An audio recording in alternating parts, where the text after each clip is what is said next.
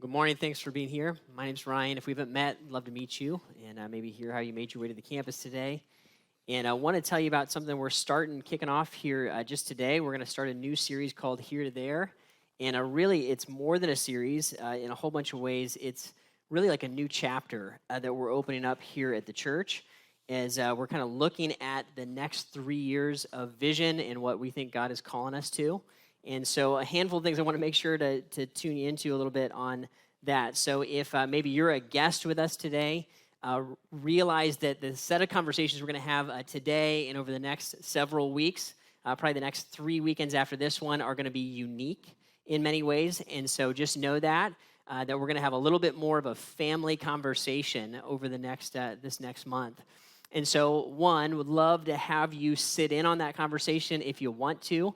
If that's something that you're curious about, if maybe you're considering being a part of Grace, this would be a great way to kind of see our heart exposed. But we are going to have a little bit of a family conversation, and going to kind of talk vision and talk the reality of what that vision is going to look like, what's going to take to move it forward. And so I want to make sure you have a heads up on some of that.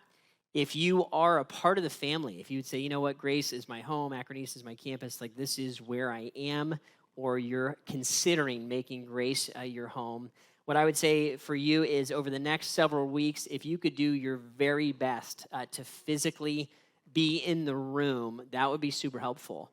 We're going to have a series of conversations that I think are going to be really, really clarifying and really, really helpful to understand what we're going to be doing for the next few years. So if you can be here, great. I know a bunch of you have plans, you're out of town or stuff, right? If you have to catch up online, I get it.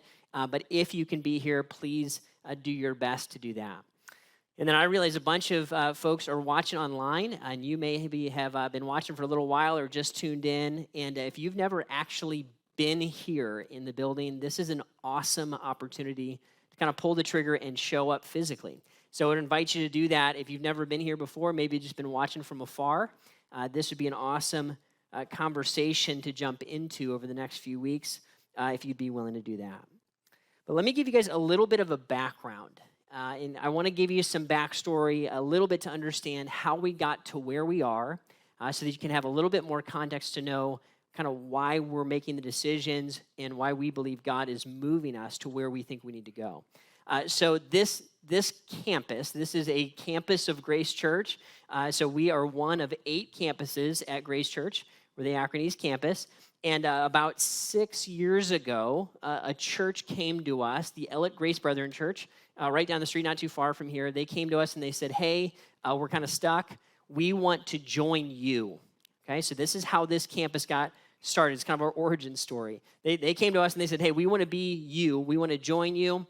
We want our folks to begin to kind of integrate here, and would you help us become a campus of grace? And we were like, yes, this makes sense. You make sense to us. We make sense to you. Let's do that. They had a building. They had actually saved some resources, some financial resources to invest in a building. And they said, here, we want to take all our building, our resources, us, and we want to invest it into building a campus here at Grace Church. And we said, okay, let's do it, right? And there's some heroic tales all around that move. But that happened in 2016. Long and short of it, what happened is we started a campus in Springfield High School. And we were in Springfield High School for a handful of years. That's a long story, but there's a leadership transition in 2019. And then I came over as the interim pastor just to try to kind of give some stability and help transition after a hard leadership change that was kind of a newer campus. So it shook us up a little bit.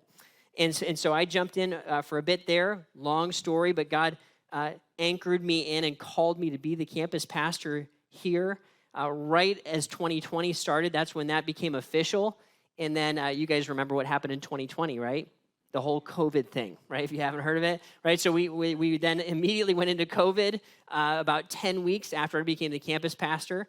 And so then we were unable to go back into the high school, which was kind of our home base.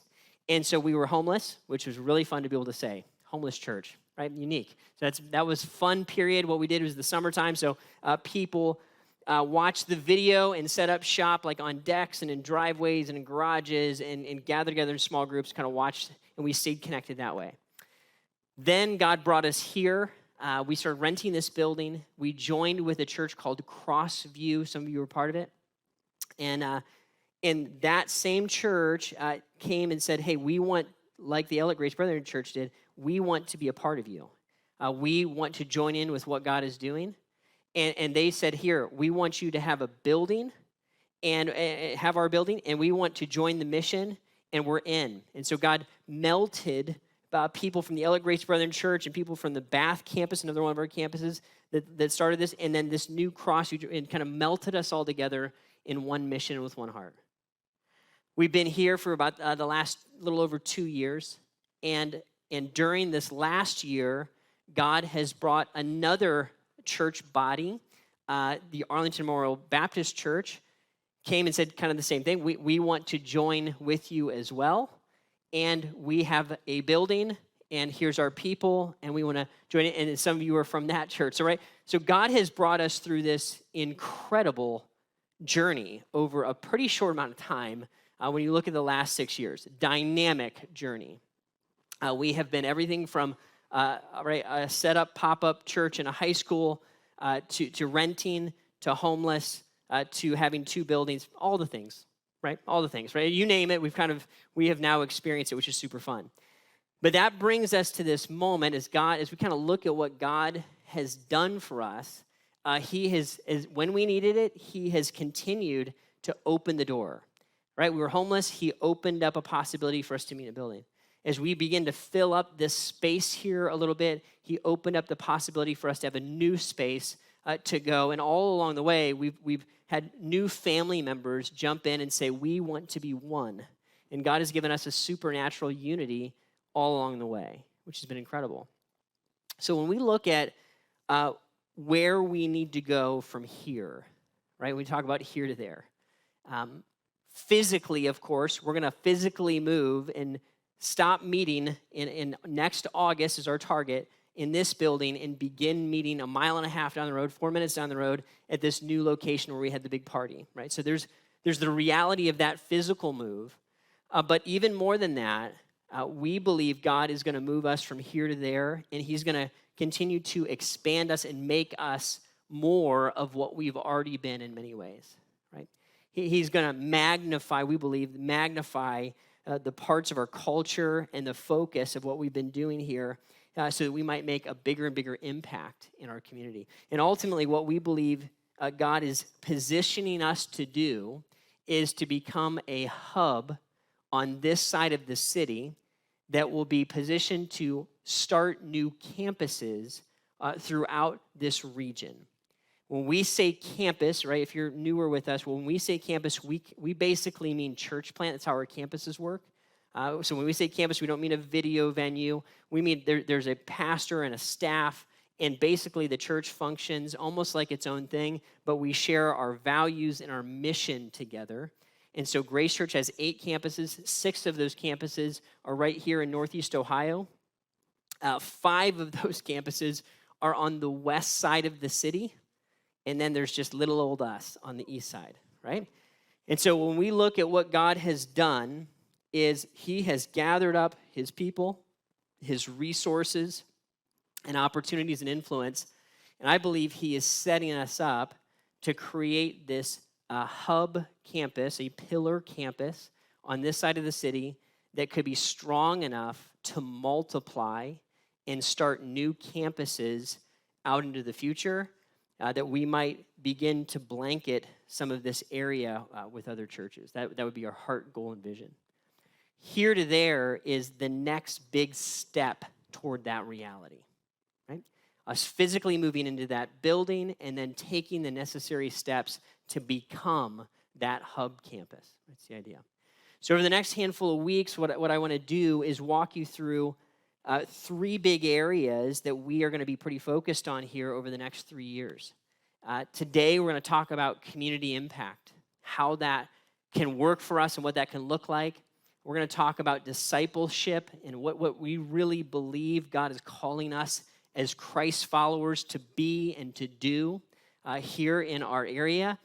And then finally, we're going to talk about next generation.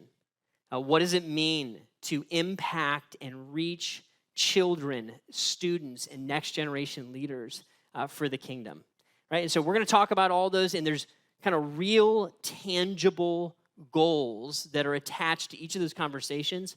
And I just want to give you a heads up. We don't talk a lot about money, about financial resources, a ton here at Grace. Obviously, you guys are adults, you're all smart people. You know that it takes money to do things. So there is a reality now, and I want to be very open and frank with you, that we are going to, in the next 4 weeks, talk some about money and what's required for us to move from here to there.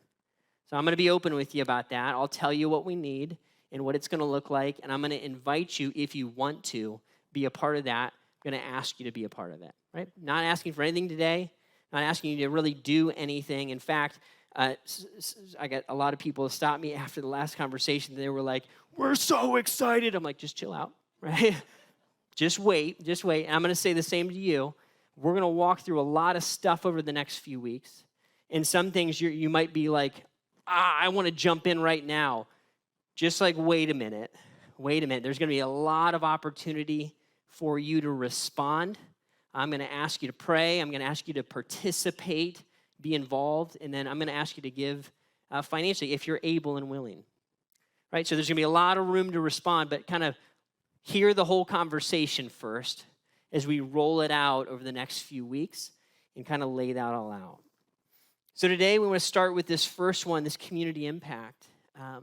And I really believe this as our culture is changing quickly and dramatically.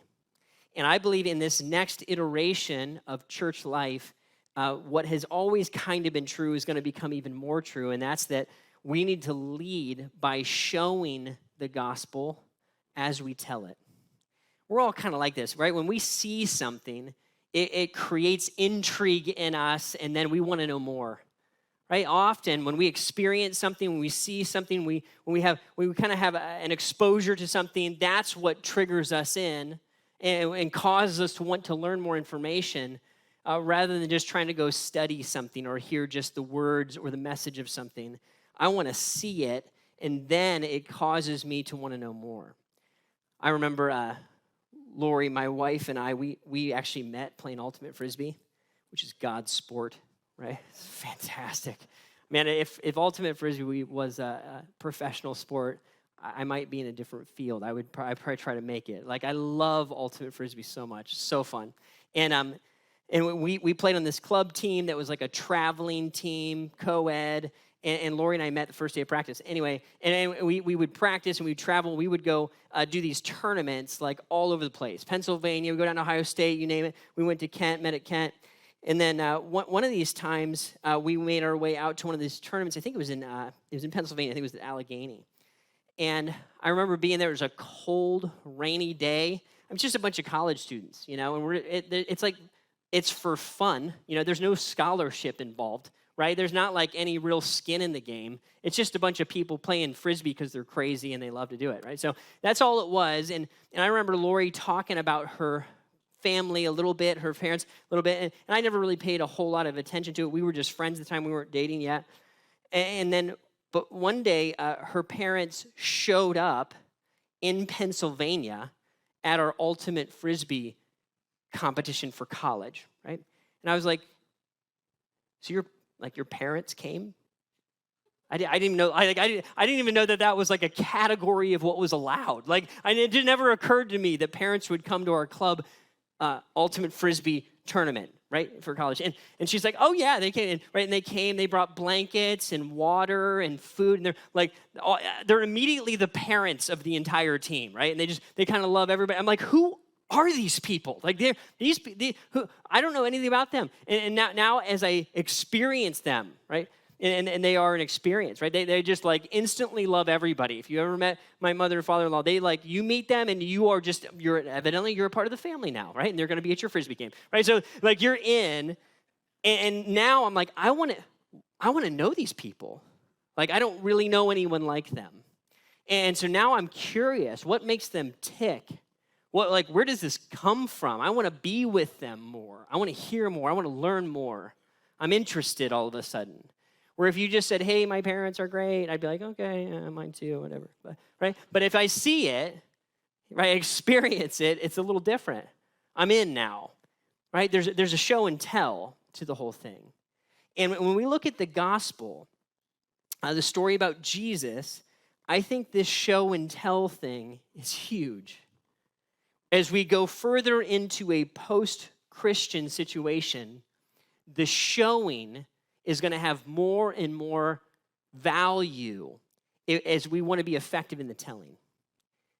People want to see, does this work? So are you just like religious people? Are you just going to be a grumpy, judgmental Christian like the rest of, right? What's your deal? Show me, right? And nobody's necessarily asking that, but those are the questions in our hearts. I want to see a difference. I want to know that it works. I want to know that it alters you before I'm going to be open to hearing or receiving some message that you want to transfer to me.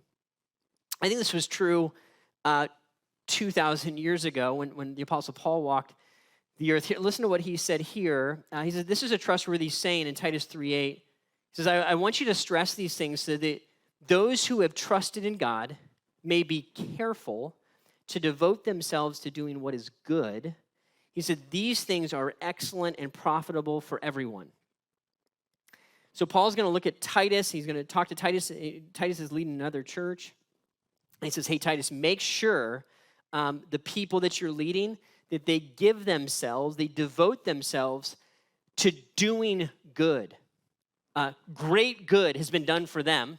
Jesus came and he died for them. He laid down his life for them. He's offered the ultimate sacrifice and gift for them. Now, as a response to that good that they've received, they want to be a blessing in response, right? They've been blessed to be a blessing. They've received good, and now we want to give back good to show the reality of what's happened in us. He definitely wouldn't say this as they should do good to earn their salvation. That's not what would be in his mind at all. Because he knows that those who have trusted in God have been made right with God. That's the only way people are made right with God. So this is a response to what God has already done. And Paul knows that as people devote themselves to doing what is good, that it creates an intrigue, an interest for the things of God. Watch what he says earlier in the book of Titus 2:10. He says, so that in every way they will make the teaching about God our Savior attractive. He's talking to actually a group of slaves that are in a tough situation. He's saying, conduct yourselves in a certain way, live in a certain way, that it actually makes our teaching make sense. It makes it attractive. It makes people drawn to it. Another translation would say that the gospel is adorned. It's dressed up. It's made pretty. It's made beautified, right? It has makeup on. It's the idea. You say, right, well, isn't the gospel on its own beautiful and powerful? Absolutely. Absolutely. But we're all like this, right? I really want you to tell me if you show me first. Show me. Show me. Now I'm in. Now I want to listen. Now I want to hear more. How did you get like that? I just having a conversation with somebody in the lobby, and they had gone through a difficult medical thing, and somebody would ask them, how is it that you stayed positive in the midst of that difficult medical situation that you've been in? Right? Their response made the gospel attractive.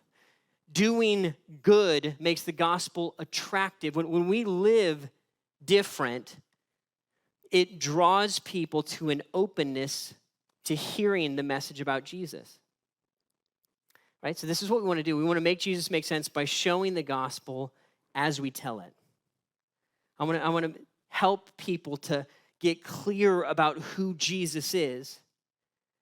Right? Is he just some religious figurehead? Is he a political thing? Who is Jesus? No, this is who Jesus is. See what he's like, see what he does. And here's what we want to do. We want to do this in a handful of different ways, right? We want to show the gospel as we tell it through listening, learning, and building relationships. Listening, learning, and building relationships. I believe today one of the most powerful things a Christ follower can do is just genuinely listen. Stop talking for a little bit. If we just pause, take a minute to stop paying attention to our problems in our lives and all the things that consume us, and begin to engage and hear and listen to somebody else's problems and their perspectives and their worries and their burdens. When that happens to us, when somebody genuinely engages us and hears us and sees us and treats us as if we really matter for no benefit of their own, what does that do? That creates a question in us, like, why are you like that? There's something different about you. I feel loved by you. And really what's going on is we feel the reality of God's change in our lives. Right? Our community is open to the conversation. It's fascinating. We did the big party, right? All those pictures we just saw, building relationships, connecting with people. And as we were getting set up for it, a few of us went and knocked on the doors right around the people's homes, right around the church building, because the church, if you haven't been there, the building is embedded in a neighborhood. It's like right in the middle of a bunch of houses, apartment complexes and so on. And we said, hey, we just want to let you know there's going to be like cars everywhere, right? Because there's like 800 or 1,000 people. We don't know how many people there were there. There's a lot of people. And we said, hey, we want to let you know there's going to be a lot of people here. And so there may be parking on the streets. I just want to give you a heads up. And most importantly, we wanted to invite you, like if you want to come hang out and just literally stand on somebody's porch, stranger, we didn't even know, right? These folks, they didn't know us. We got instant responses of people telling us their story. Oh man, I used to go to church. It's been a long time. You know what? I've actually been thinking about going back. Like story after story after story.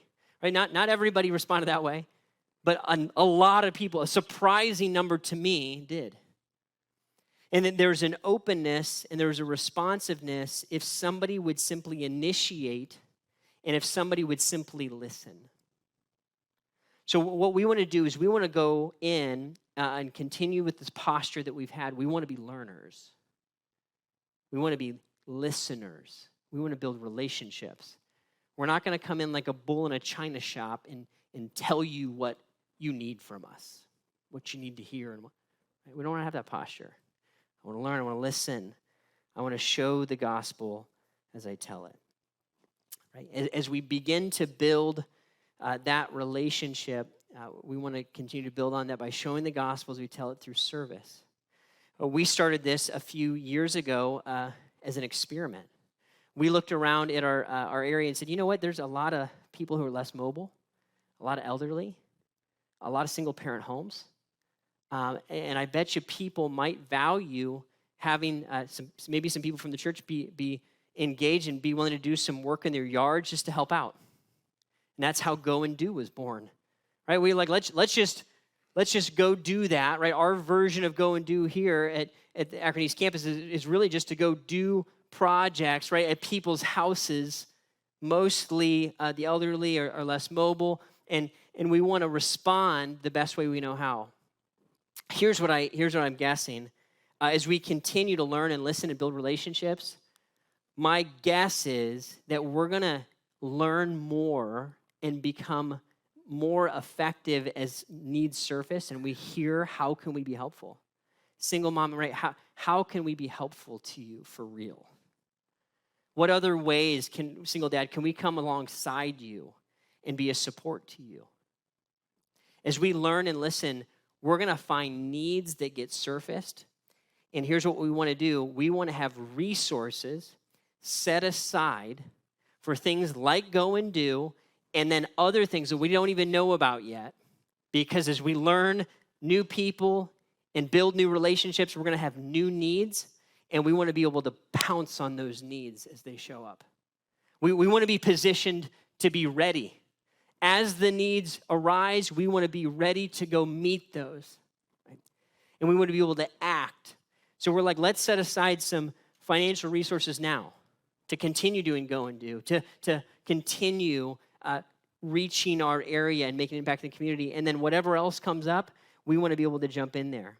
As we keep learning more and more, those needs will surface and we'll be better equipped to meet them. Right now, I don't know if you guys knew this or not, but Higher Middle School, some of our staff members or volunteers are in the middle school every week right now. Literally just building relationships with kids, with staff, with the administration.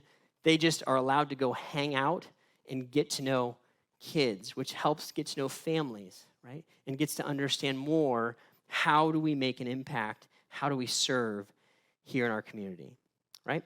So we're showing the gospel through listening, through learning, building relationships, through service, right? And then showing the gospel as we tell it through hospitality. Through hospitality.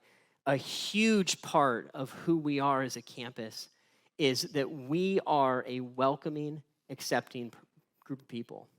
I hear this all the time about you guys. People tell me, right? You don't always maybe hear it, but people tell me when I show up here, I feel loved. And sometimes people will tell me their background. They say, I've got a big story. I've got a big background, and I don't feel judged. Right? It doesn't matter where you've been or what you've done or what you look like. You will be loved here. And folks, that is because you love people. And the hospitality of the people of God is so powerful. Right? We're putting on display, this is what God's heart is like. Do you want to know him? Do you want to hear more? Right? And the way we want to do that, we want to continue to be that kind of people. And then we want to think ahead as we're reaching people in the community, and we want to invite them into our home, right? Our landing spot, the place that we gather, the church building, which isn't the church, it's just a building, right? We are the church. But as we look at the building, we want to take the mindset, as we make decisions about the building, we want to have the mindset of hospitality. How do we make this place feel like home? How do we make it feel welcoming and normal for somebody who's like me that didn't grow up in church?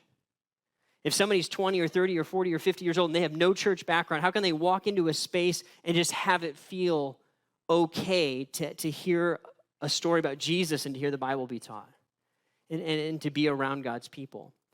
So as we make decisions about this new building, we're going to make some changes on the inside, the interior of the building, and here's an example, right? And this is just the ballpark version, right? So this is not exactly what it'll look like. This is just an artistic rendering of it, but this is an example of what the auditorium would look like as we make some changes to it, right? So right now, what's happened in that building, if you were to walk through it, what you would find is it is gutted. It is gutted. There have literally been hundreds of volunteer hours, maybe more than that have gone into just completely gutting that building and getting it down to a place where we can invest into it. And all of that has been done by volunteers. When we think about investing into it and making it ready, we want it to feel homey and normal and warm and current. Here's an example of a ballpark vision of what the lobby would look like. Right? Again, not exact, just a ballpark, but here's kind of the idea. We want to make that space when you walk in just feel warm. Simple, right? Not rocket science, just making it current and making it feel like a normal space that you would walk into, so that when somebody has mustered up the courage, which, by the way, if you grew up in church, this is how it works. When they've mustered up the courage to actually show up to church and they're worried that the place is going to catch on fire because they walked in the door, we don't want them to have to overcome all of our traditions and our high church elements to feel normal when they walk in. How about you just show up and just be able to have a cup of coffee and walk in and sit down, and we'll just have a normal conversation with you about Jesus, right? To make Jesus make sense. It's huge. Right? So we want to show the gospel as we tell it, relationships, the service through hospitality, and then finally through transformation. As you need to understand, at Grace Church, who we are and what we're about is we are about the person of Christ and what Jesus does in us and to us is he changes us.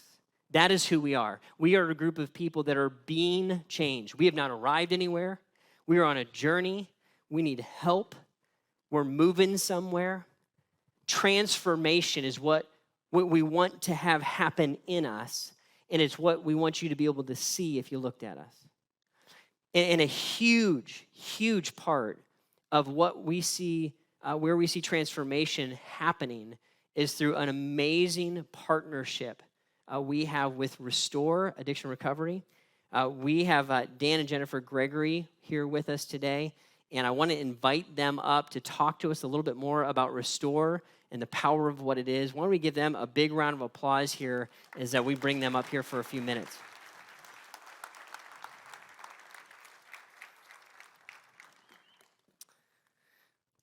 Well, guys, it wasn't that long ago that I remember having a conversation with you, Dan, and you were telling me about this thing called Restore, and it was just an idea at the time. Remember that conversation? Yes, I do.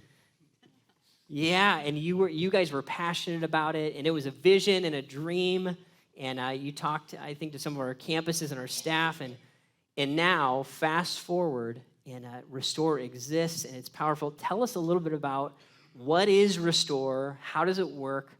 Tell us kind of the vision and mission of it a little bit. And I think you thought it was a bit crazy back then, didn't you? I did. Okay, I thought I mean, so. you had a nice haircut, and that you had that going for you. Well, it's been an amazing journey, and to be able to sit here and hear you talk about where the church is going and how God has used this church in so many different ways and how he's going to use it in the future just parallels our journey with Restore. So Restore opened up January 18th of last year, and it was really, God placed it in our hearts to do something more with men that are struggling with drug and alcohol addiction. And we just felt like the problem was so immense and that it's impacting so many people. In fact, if I asked for a raise of hands of who has been impacted that just in their family, I'd say almost every hand would go up. That's right.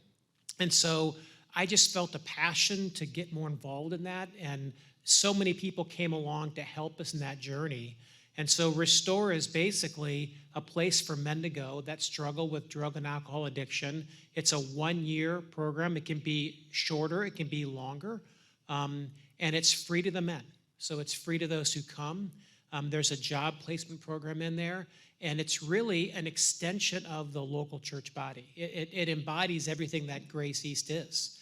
And so we're just so pleased to be able to partner with you for those that come to Restore to see what Christian living is all about in a real setting, in a church setting. That's huge. And you guys kind of have a unique seat, right? Because you founded Restore and you're a part of the Akron East campus. So you really sit on both parts of this partnership. Tell us a little bit about why you're excited about Grace, Akron East, and Restore and kind of where they intersect. Well, I use this phrase a lot when I interact with people that are part of Restore. Really, our call as a Christ follower is to be the hands and feet of Jesus. And so I really get excited when I see people rising to that call to go and show men. A lot of men that come through our doors don't know who Jesus is. Maybe they've never heard the gospel. Some have, and they just need to be reminded of that truth. But it has been just so encouraging for me to be able to do exactly what Ryan said, to be honest with you, and that is just to demonstrate what does Jesus really look like. And so my goal and Dan's goal from the beginning has been to show these men that there is hope. There is something out there that is far better. The only thing, really. And we always try to demonstrate that to them. And so what I get really excited about is we have a large volunteer base that help us with what we're doing at Restore. And many people from this church are already part of that. And every single person that comes through that door to spend time with our guys is just one more example of the love of Christ and what Christ's desire is for them. And so it's just, I mean, there is nothing better. If you follow Jesus, there's nothing better than being part of his work and being able to go out and love on people like he's loved on us. And so it excites me to be part of this church because one of our desires is for our guys to understand what a body looks like. So we always say that Restore is like a little microcosm of the church. We kind of call it our church. We're trying to create that spiritual brotherhood. But this is a local church where that's living and breathing. And so by them being here, we're wanting them to, if it's possible, to become part of this church when they leave Restore, but to certainly find a church body because this is where Christian life happens. It's powerful. It was super fun this week just to see Scott graduate, right? So a full year of commitment and diligence and perseverance through all the ups and downs, and to sit there and watch his brothers celebrate him and the community and the transformation. It's so powerful. I mean, to watch that vision you had, both of you, so many years ago, come into fruition, and then to see it in getting to know the guys, and they're such an inspiration to me. And I think, man, I selfishly just want to be close to it, right? It's so dynamic to see what God is doing. And there's ups and downs, there's the whole thing, but real change is happening. Yes. Real change is happening, and I just want in on that. I want in on it. And at a time, I remember you telling me there's no real solutions. Nothing's working. So we have to do something. That was the cry of your heart. And that cry is as relevant today as it was then, right? The need is enormous. So we want to be in the thick of it with you. Tell us a little bit about how can we partner with you here in the next few years as Restore continues to evolve and develop. Well, as this church body has grown just immensely, even in the time that we've been here, so has Restore. So, when I first approached you and I said, "Hey, I don't know how this is going to work, Ryan, but can we come to church here? Can we be involved?" And I remember we both said we didn't know how it was going to work. We just said, "Sure, let's just partner together." What's been awesome is to see not only the church body come together, but the guys at Restore begin to understand what church is all about, what a loving community of believers is, and then to see them graduate and it becoming more involved, to have Kelvin up here singing, to have James out here. These graduates are now not only coming through Restore and helping lead Restore, but they're being involved in the community, in the church, and that is powerful to us. And so as we look out as one of the next steps for Restore is how do we continue that move to get the guys grounded in God's word, because we're Christ-centered and biblically based and clinically supported, but also provide a nurturing environment where they can grow and sort of take those risks for long-term sobriety. So our next step is to buy a home in and around this community, so 10 minutes from Restore. Restore is just a few minutes up the road, where the guy's next transition is to move outside of our facility, but still under the umbrella of Restore. And what does that look like? So to have your partnership involved in that, but as Jennifer said, most importantly, to have your personal involvement in the lives of the guys means everything. Jennifer and I were talking to one of the guys at Restore, and we had to laugh when the conversation was over. And he goes, "You know what I love best about Restore?" And I'm thinking all the things we do. And he goes, "The volunteers." Like it wasn't the staff or, and Jennifer said, "Well, why the volunteers?" And he said, I didn't know why someone would come here. Like, why would they spend their time to come here to be involved with us? And so you just don't understand the impact you make as you impact the lives of others. And I think that's just very powerful. Well, guys, we would count it a privilege to partner with you on this. We are excited. When we think about Restore, in my mind, it's not Restore and Grace. We are connected, right? And we are church together. So thank you for giving your lives to this phase of your life. It is making a huge difference, and we feel honored and privileged to walk in it with you. Guys, can we give Dan and Jennifer a big round of applause here?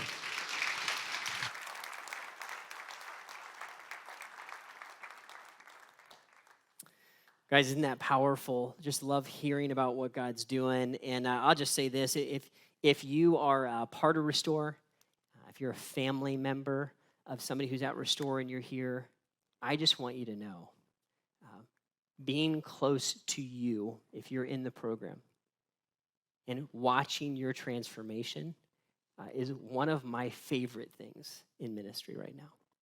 I just love it. I love seeing the light in your eyes, the hope, and you inspire me. And I just want you to know we love you. We want you to be here as long as you want to be here. And we feel it count it a privilege to walk with you together. So guys, that's the power of what we get to walk in together, right? These are the opportunities. When we look at the fact that God has opened all of these doors, it's his move that joined all of these church bodies together, right? It was his work that united all these people and brought Restore into fruition and connected us with opportunities to serve and impact the community. Right? This is all God's doing. I was walking all this through with one of our steering team members. They're kind of like our elders, and describing what we want to do, what we believe God is leading us into. And I was walking through all of it with him. And they looked at me and they said, Ryan, everything you just said is simply just a response to what God has already done. That's it. Everything we're talking about here over the next handful of weeks is just that. It's just our response to what God has already done. God has set this up, and now we have the privilege and the opportunity to walk into it. I find that thrilling and exciting and a little humbling, right? Even a little sobering. I've said this to some of our leaders. When I look at the abundance that God has placed in our sphere of influence, our responsibility, that it's deeply awakening to me, right? Sobering to me, because I know what that means. And that means he's entrusting us with much, because he wants to do a lot with what he's entrusted us with. As I've talked to people over the last several weeks, just about kind of where we're headed and what we're thinking, I talked to people from all of the different churches that have joined together, and it's been fascinating how everybody kind of feeds back to me and says, you know what, that's just like what we used to do. I've talked to people from the Ellet Grace Brethren Church, and they've said, we always had the heart to be like that. We were in the schools, we were in Ritzman, and we wanted to reach out, we wanted to connect with people. I've talked to people from the Crossview Church, and that's our heart, that's our passion. We always wanted to reach out and be a focus. I talked to people from the Arlington Church. They said, Ryan, we remember the days when the youth group was like the youth group to come to. Right? We remember the days when the parking lot and the auditorium was full and people were hearing the gospel, and it was awesome. They would look and say, God has put those passions into us. And what's wonderful is now we have the opportunity to build a new story on the foundation of all of those stories that God has already built. We get to press it further. And here's the thing, like I said, I don't want you to do anything necessarily right now. Right? There's no action to take per se. Here's what I'm asking you to do today. I'd love for you to be here over the next 4 weeks, and I'd love you to pray. Would you ask God to go before us? We are followers first, right? Before we lead, before we envision, we follow, we respond. So we want to ask God to go before us. We want to ask him to prepare people in our community to receive the gospel. I believe there are already people that he is working in and working with and working in hearts to be open to receiving this message as we lean into showing it. God, will you work in children's hearts? Men, women, students, single parents, step families, nuclear families, you name it. Will you work in these people? And would you go before us and pave the way that we might just simply put in front of people the transformation that the gospel creates in us? Here's the last one. God, would you show us what parts you want us to play in this whole thing? God, what do you want me to do? Can I be in on this in some form or fashion? Is there something you want me to do? Maybe you're a guest and you're not sure. Would you start and say, is this something you want me to be a part of? Right, but with open hands and an open heart, would you look at the Lord and say, can I be in on this? Do you want me to be? What part do you want me to play? And guys, like I said, that there's going to be an abundant opportunity to respond to that. In a little bit here, as we wrap things up, we want you to grab one of these out in the lobby. It kind of breaks down our projects and what we're focused on and some of the details, and there's frequently asked questions, all kinds of stuff in here. So grab one of these. Grab one for your family. Read it, look at it, and begin to pray that. God, go before us as we move from here to there. Would you work in people? Would you work in me? I came across this quote the other day, and it's been kind of in my heart and mind, and I thought I'd share it with you. The world we are living in right now is complicated and a little scary, and there's a lot of unknowns, right? And there's some things about it that are frustrating, and sometimes for good reason. There's a lot of ugly. And evidently, a long time ago, there was a lot of ugly then too, and somebody used this quote. I couldn't find the original author of it. I'll try to hunt it down for you. But here's what they said, and it stuck with me. They said, instead of cursing the darkness, light a candle. Instead of cursing the darkness, light a candle. So we can rant, we can rave, we can be mad. Just sit at home and be real angry. Or we can look at the candle that God has placed before us, and we can choose together to light it. Guys, as simply as I can say it, it's very clear to me that the work that we're talking about here this week and the next handful of weeks, this whole move from here to there, this just will change the community. It just will. I don't know how, I don't know all the ways, but it's just going to. It's going to set in the center of the community a light, a place where hope can be found. I can't tell you how many stories I've heard already just because we had a party there. And people said, there's hope. Something's happening. Could there be movement? People are drawn to it. It's just scratching the surface.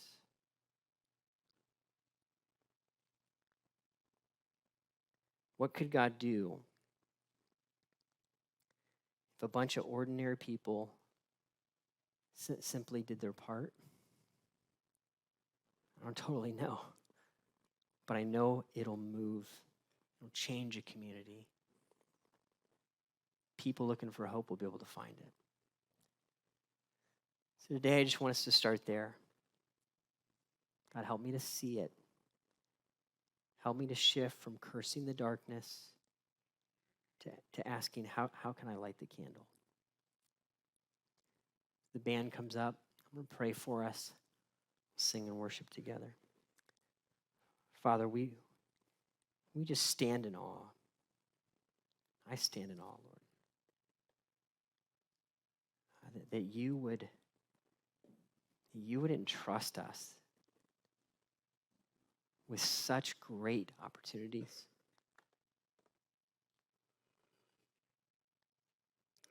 Such overwhelming influence. God, I pray, Lord, that you would help each of us to see our part in it, to see it for what it is, that you're the one that has moved, and you just want us to follow, to respond. God, over these next few weeks, would you speak to our hearts, our minds? Help us see a vision for ourselves and for this world that we might not see on our own. Meet us here, Lord.